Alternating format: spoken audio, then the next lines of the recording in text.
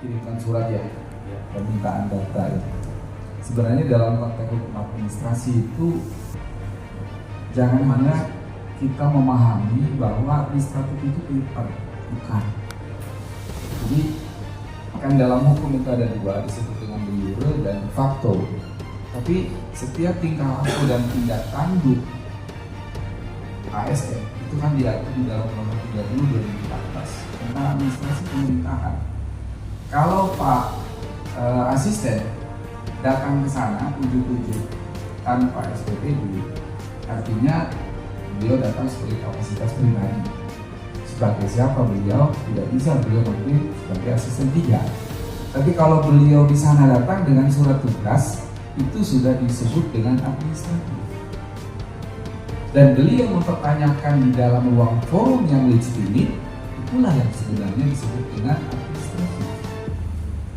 Jadi tidak perlu lagi kita menggunakan paper yang disebut dengan surat. Tapi ini penegasan.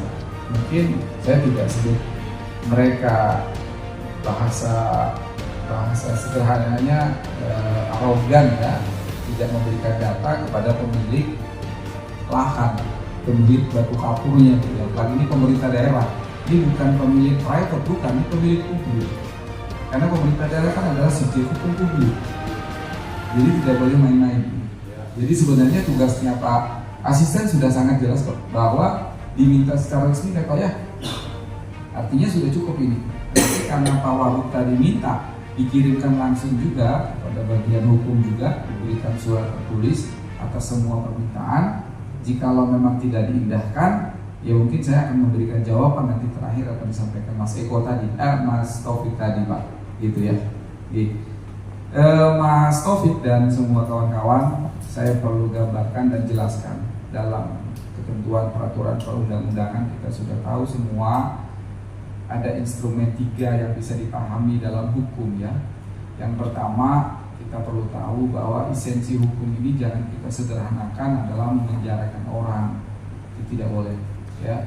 Karena hukum ini kalau menurut teori Kelsen itu kan disebutkan bahwa hukum ini adalah hal yang bisa mengatur untuk orang tidak boleh melebihi haknya gitu ya.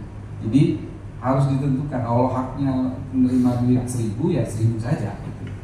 Tapi kalau kita melihat dari teorinya Friedman dalam bukunya Law of Economics, perlu dilihat lagi lebih luas ternyata hukum ini Pak. Apa itu? Hukum ini ternyata menjadi simbol, menjadi punggawa Pak, untuk bagaimana caranya bisa menghidupkan ekonomi Pak. Jadi ekonomi ini adalah sebuah kreativitas yang dihasilkan untuk memberikan kesejahteraan. Artinya esensi hukum ini bukan menghukum orang, tidak. Itu yang disebut dengan law of economics, kata si Friedman. Nah jadi dipahami betul bahwa ternyata di dalam hukum administrasi jelas instrumennya tidak untuk menghukum orangnya, tidak. Artinya mengatur semua hak dan tanggung jawabnya. Nah kalau mengenai tata kelolanya, bagaimana cara melakukannya, itu diatur di 30 2014 tentang administrasi pemerintahan sebagaimana dirubah dengan ketentuan peraturan lainnya. Ada 3 dalam ketentuan hukum. Pertama, kita tahu bahwa ada yang disebut dengan pidana. Jadi pidana itu ada 2, ada khusus, ada umum. Makanya kalau di polisi kan biasa disebutkan itu pidana umum ya. Itu di dalam KUHP itu ada semua di situ. Tapi kalau dia mengatur ketentuan khusus, maka disebut dengan tindakan khusus. Itu biasa disebut dengan kawan-kawan polisi di Dirkrimsus. Gitu. Kalau di Bareskrim kan ada yang khusus, ada yang umum. Gitu. Tapi kalau di Polda atau kalau di Polres dia khusus satu aja, umum aja. Tapi kalau di Polda dia ada umumnya ada, khususnya ada. Itu berkaitan dengan instrumen pidana. Terus yang kedua, hukum itu juga mengawal proses keperdataan. Karena tidak boleh juga hukum itu hanya untuk pidana, tidak boleh. Ada juga perdatanya. Tapi kepastian hukum yang lebih konkret, bagaimana cara menciptakan perdata itu lebih care, lebih pasti, mau tidak mau, suka tidak suka, pidananya duluan. Karena pada saat contoh aja orang menabrak sepeda motor ditabrak, setelah itu dia orangnya pincang, habis itu ditangkap nih yang punya mobil, yang bawa mobil, apakah tidak boleh menuntut perdata? Padahal udah luka kakinya. Nah, kepastian hukumnya adalah melalui instrumen pidana. Maka dengan pincangnya seseorang tidak bisa melaksanakan kegiatannya, seberapa lama dia tidak bisa melaksanakan kegiatan, itulah yang disebut dengan perdata. Jadi orang yang sudah dihukum badan juga bisa dituntut perdata. Jadi instrumennya ada pidana itu khusus, ada juga pidana umum. Nah, termasuk juga perdata. Nah, balik lagi ke konsep KSP yang tadi. Ada yang disebut dengan hukum administrasi. Karena ini kan dilahirkan di Belanda, Pak Wagub. Ini baru. Jadi hukum administrasi ini kan sebenarnya bagian dari mengadopsi atau menerjemahkan dalam konsep hukum ketatanegaraan kita. Karena kalau konsep ketatanegaraan itu mengatur sistem, bagaimana bupati dengan gubernur ya, bagaimana gubernur dengan presiden, bagaimana Pak Kadis Satpol PP dengan bagian hukum, itu diatur berdasarkan sistem.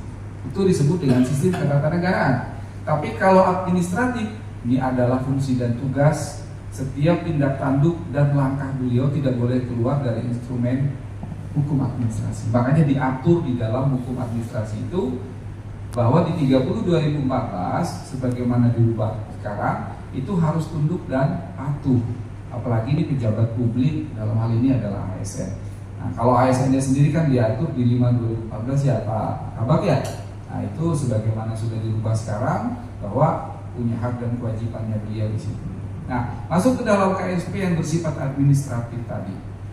Sekali lagi saya perlu sampaikan bahwa saat ini posisinya adalah posisi administratif. Karena KSP ini adalah bagian dari proses.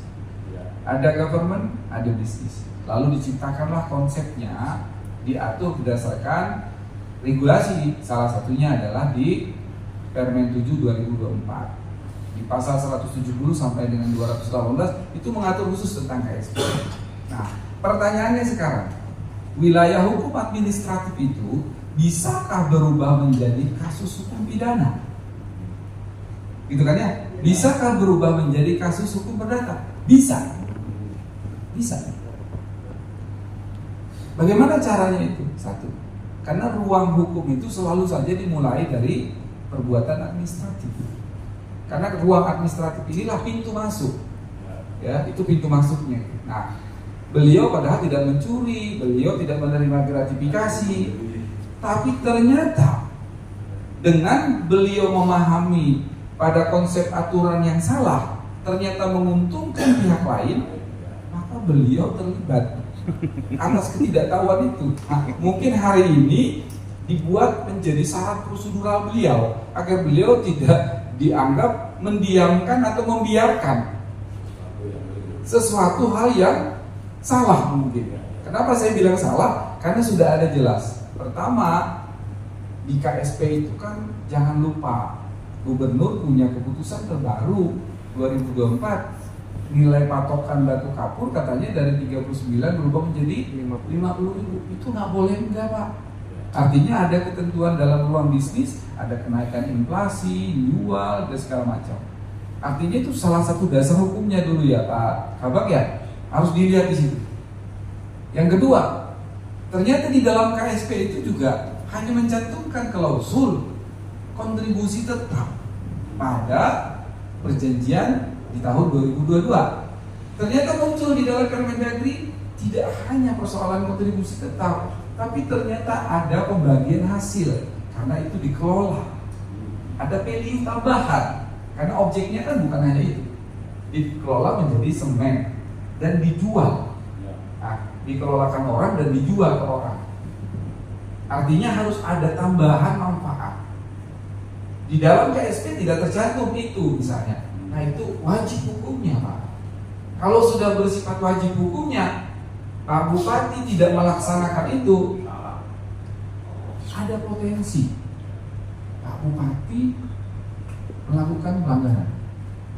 Karena Pak Bupati kan sudah tahu tanggal 31 Desember 2024 perubahannya sudah ada. Dan Permendagri tahun 2024 sudah diterbitkan. Kenapa tidak dilaksanakan itu? Dan itu akan menguntungkan pihak lain. Jadi bukan hanya Bapak karena menerima uang, tidak Pak. Tapi karena jabatan Bapak mendiamkan dan membiarkan terjadinya sesuatu perbuatan itu, Bapak bisa dianggap melakukan tindakan korupsi.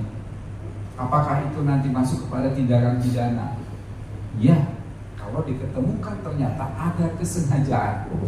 Nah ini kan bentuk hari ini kayaknya sepertinya yang tadi saya sebut, ini upaya. Maaf ya Pak Wakil ya, upaya supaya beliau jangan sampai dianggap tidak peka dengan aturan ini, bahwa beliau ternyata menganggap dengan lahirnya regulasi ini saya wajib merevisi.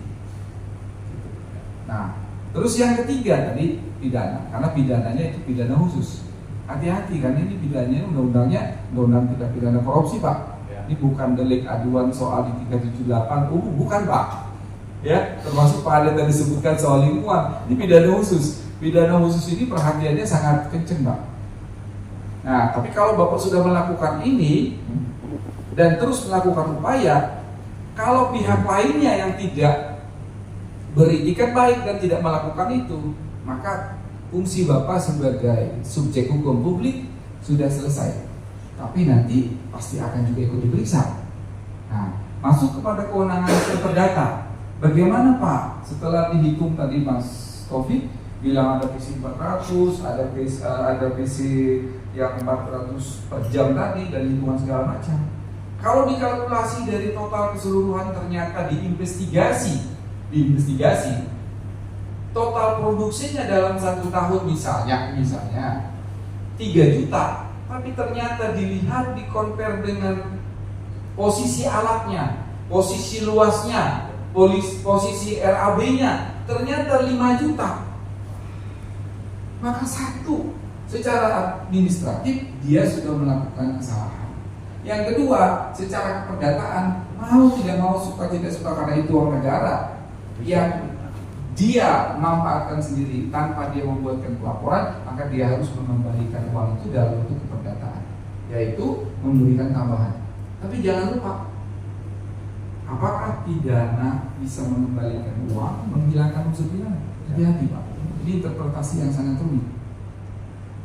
Bapaknya sudah lolos, jangan-jangan nanti Mas Pun yang kena kasus pidananya Pak. Ini sangat berbahaya sekali, karena ini perlu pendalaman sekali. Nah, tapi kita tidak bicara soal pidananya dulu. Kita hanya bicara wilayah hukum administrasi, kita bicara hukum keperdataan bagaimana. Jadi, yang jelas dalam konteks hukum administratif, Pak Wakil dan semua kawan-kawan OPD hari ini melakukan satu perbuatan yang sudah prosedural. Karena ini kan tidak di warung kopi, ini lembaga yang legitim. Artinya upayanya adalah untuk melakukan bagaimana peninjauan revisi terhadap KSP. Ini sudah memenuhi syarat prosedural, Bapak beritikat baik. Artinya Bapak sudah menjalankan fungsi dan tugas. Toh kalau misalnya mitra Bapak yang tidak, ya silahkan nanti pihak yang berwenang yang memutuskan seperti apa. Terakhir, tadi disampaikan konkretnya seperti apa, sanksinya apa. Sebagai pemegang hak atas lahan yang objeknya kebetulan namanya Batu Kapur, ya, Bapak punya kewenangan penuh karena ini hak miliknya kebetulan pemerintah Jember. Maka bupati dan wakil bupati lah sebagai pemegang kuasa anggaran. Ya, kalau koordinator anggaran kan Pak Sekda ya Pak Kabak ya. Kalau pengguna anggaran beliau. Para kadis-kadis ini pengguna anggaran. Ya, kalau Pak Sekda kan dia pengelolanya. Tapi kalau Bapak adalah kuasanya. Jadi Bapak yang punya kuasa penuh.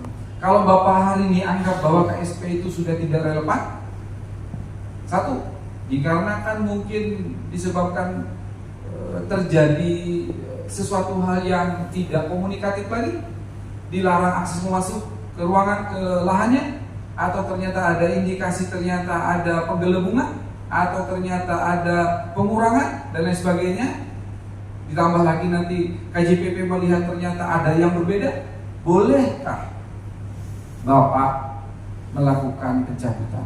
Boleh. Itu diatur di dalam Permendagri 7 2004. Pencabutan IUP? Boleh, bukan Pak. IUP-nya Bapak nggak boleh. Bapak boleh, nggak boleh IUP-nya. Pencabutan KSP-nya Pak. Kan ada dua ya. IUP itu juga sama dikeluarkan oleh subjek hukum, tapi yang mengeluarkan regulasi diatur di dalam Undang-Undang Pertambangan ditarik ke pusat. Sekarang diserahkan ya Pak Kabak ke provinsi ya. Provinsi ya. Bapak nggak boleh cabut IUP-nya Pak. Tapi Bapak yang boleh cabut KSP-nya. Karena Bapak yang mengeluarkan di dalam peraturan perundang-undangan khusus yang menyangkut pejabat tun kan hanya ada dua instrumennya. Pejabat tun hanya ada dua instrumennya dalam tun itu. Yang pertama, siapa yang mengeluarkan izinnya, maka dia boleh mencabut izin tersebut. Karena izin tersebut bersifat basic. Tapi kalau bersifat peraturan, Bapak entar dulu. Kami ini ada kawan-kawan tetangga sebelah legislatif Pak. Tidak boleh itu. Bapak jangan sembarangan cabut, karena itu peraturan. Karena peraturan kan bersifat beletrigel. Nah, kalau Bapak ternyata tidak mau mencabut, maka tidak untuk kemungkinan yang diprediksikan sama Mas Taufik tadi, Bapak juga terlibat pembiaran nanti. Tapi kalau Bapak mau merevisi, itu sudah upaya. Begitu. Nah yang kedua, apakah kawan-kawan Pak Ade, Mas Eko, Mas Taufik, Mas Imam dan kawan-kawan yang tidak punya jabatan boleh minta dicabut? Boleh. Bapak seandainya punya persengkongkolan jahat lah dalam pengertian, atau mungkin Bapak diam-diam saja lah, misalnya tidak jahat tapi diam saja, membiarkan saja. Apakah boleh mereka untuk bisa mencabut? Boleh.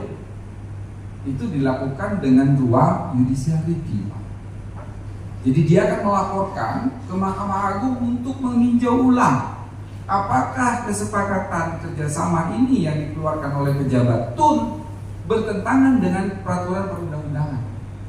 Kalau hasil keputusan Mahkamah Agung ternyata bahwa ini bertentangan dengan peraturan perundangan, maka dia mencabut itu. Walaupun Bapak tidak mencabut, maka Bapak kalau sudah dicabut oleh Mahkamah Agung, Bapak mau tidak mau, suka tidak suka, harus menjalankan. Dan itulah pintu hukum administratif yang akan menjerat Bapak sebagai pejabat tun. Jadi sangat hati-hati memang pejabat tun kalau tidak memahami betul itu. Tapi saya yakin upaya ini udah betul. Nah kira-kira seperti itu. Mohon maaf ya, kalau hadir. Yang terakhir mungkin karena ini dianggap diskusi yang saling tahu ya. Di pikiran saya itu ada pertanyaan begini. KSP-nya itu menyangkut tambang lokasi atau masuk ke produksi.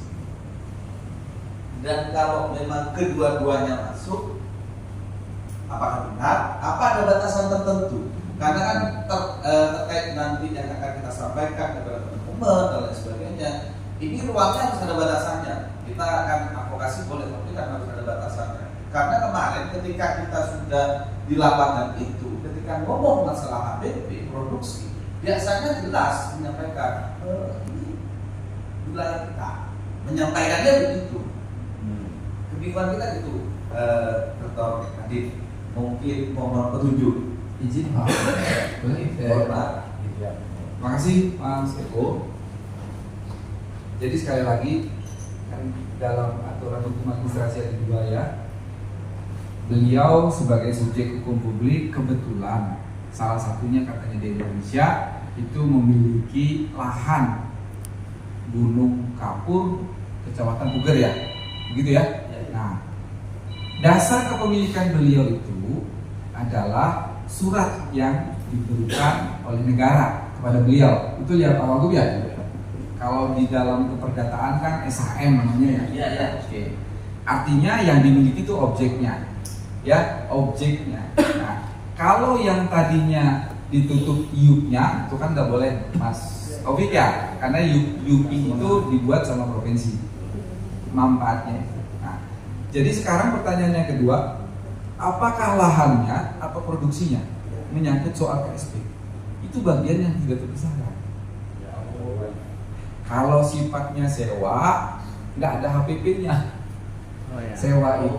Sewa itu hanya pada posisi lahan yang ada ditempati, itu. Tapi kalau kerjasama pemanfaatan itu adalah mengelola, mengolah, memproduksi. Kebetulan yang menempatinya adalah pemilik IUP.